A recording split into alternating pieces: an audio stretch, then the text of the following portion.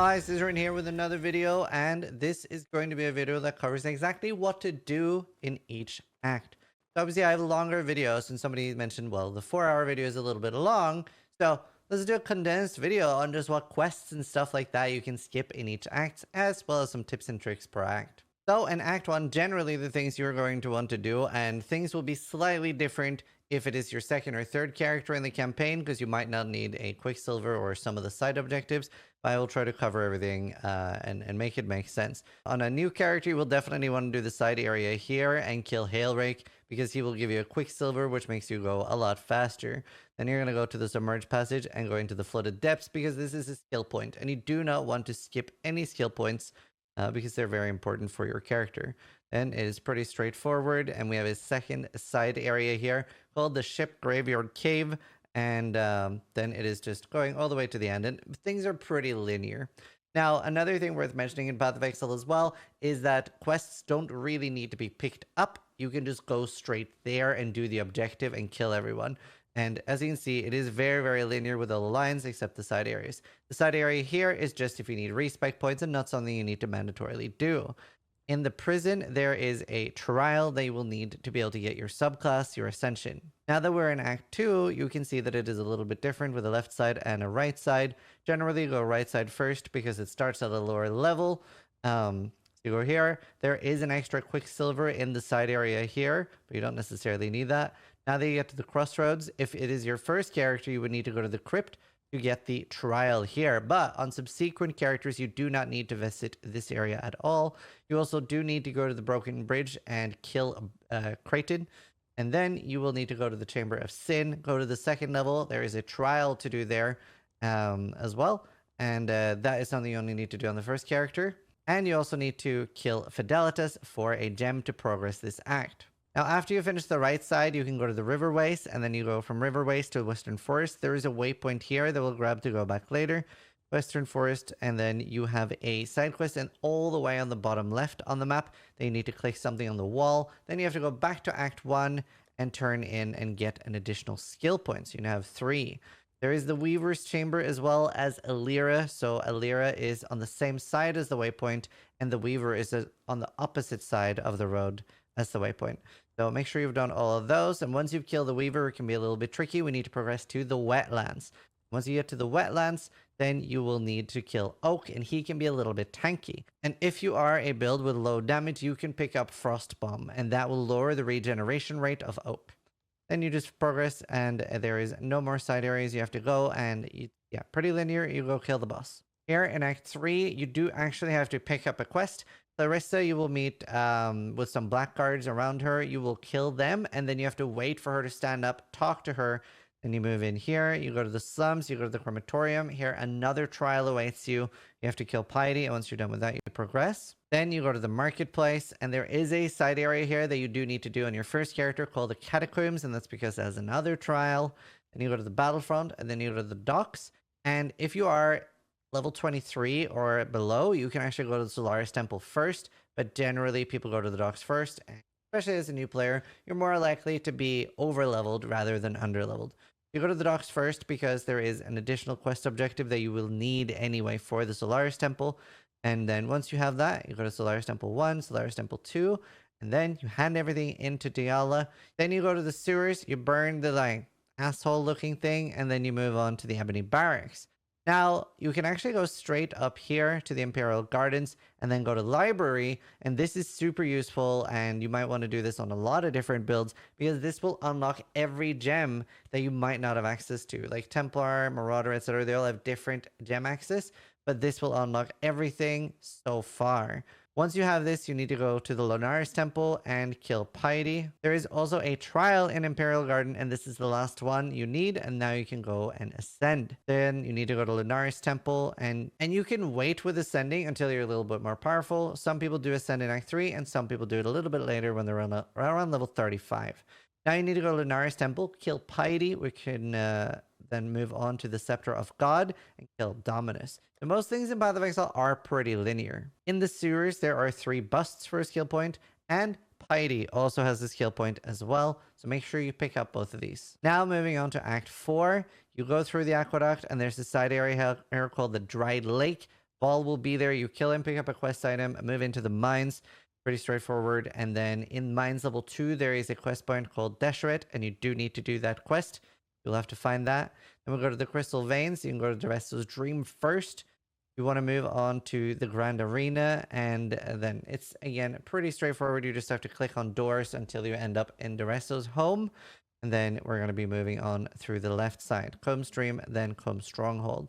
Then we're ready to progress. Now is a good time to bring up, you can go to your crafting bench, and this is super useful. So you can actually use your crafting bench to craft resists on white pieces of gear. So you can care a lot about your socket pressure early on and just get some resist early. So you can resist cap as early as Act 2 by doing this. But now that you're in Act 4, it does actually start mattering a lot. We now progress through the belly of the beast. There's a lot of scary monsters here, a lot of things that will bleed you and make you take a lot of damage while moving. It is very hard to get bleed removal on fast this early, and you don't want to use a lot of alterations to craft. So just stand still while using a healing potion and killing the monsters. You move through to the harvest, and then you have to kill 3 mini bosses and then Malachi, and then we're moving on. Start in the slave pens, very linear. You go through there. In the control blocks, you have to go slightly to the left side of the map, and there will be a skill point waiting for you. You move through to the ruined square, and then next up, you're moving through the torched courts. Then Chamber of Innocence, and this is a great farming location. Most people don't really farm a lot until here, so remember you can keep opening the zone either with the door or the waypoint while holding control. So the Chamber of Innocence is particularly good because you'll notice a large amount of blue monsters. Very good. And then you'll farm there until you kill Innocence. Then you go to the Torch Courts. Then you go back to the Ruined Square. Then you go to the Ossuary. And there you need to pick up a quest item to progress. Then you go back to the Ruined Square. You go in the bottom part of the zone. There will be an area called the Reliquary. And it kind of tells you on the map where it is. So you can see that there. But yeah, you go to the Reliquary. There is another skill point waiting for you. These are starting to add up. You go back to the Ruined Square, to the Cathedral Rooftop, and you are on your way. Now, before killing Kitava, you will be losing 30 resists. So try to make sure they have at least 105 fire, cold, and lightning resist. There will never be a random amount of resist being taken from you, always 30. Now, in Act 6, there are a few things here. So you do want to do the side quest on a new character. You don't need to do it on subsequent ones. This is just respec points. But on a new character, it'll give you unlock of Lily, and that will go in your hideout, and she will sell you any gem you will need. There's no limit here.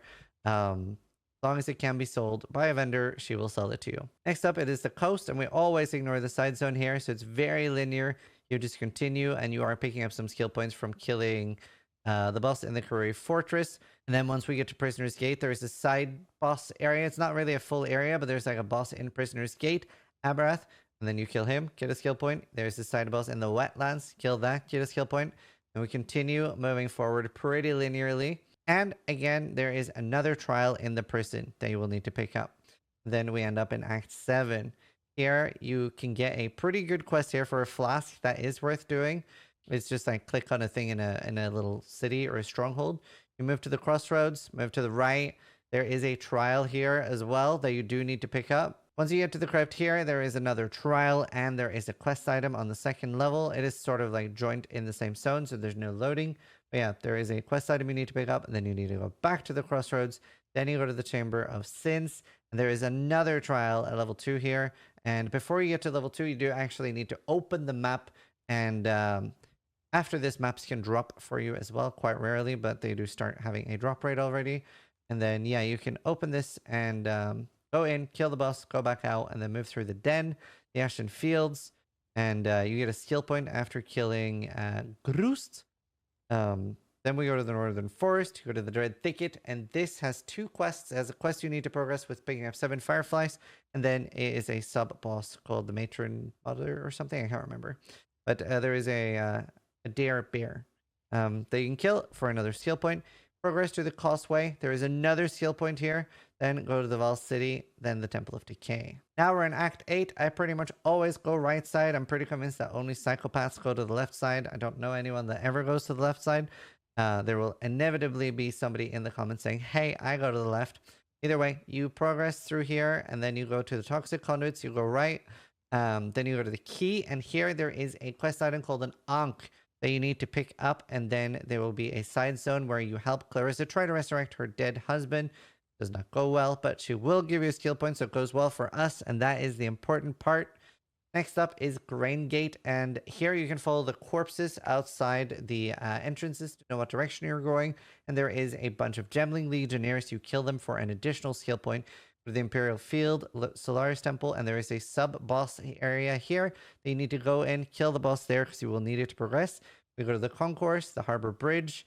You go to the Lunaris Concourse, you go to Lunaris Temple.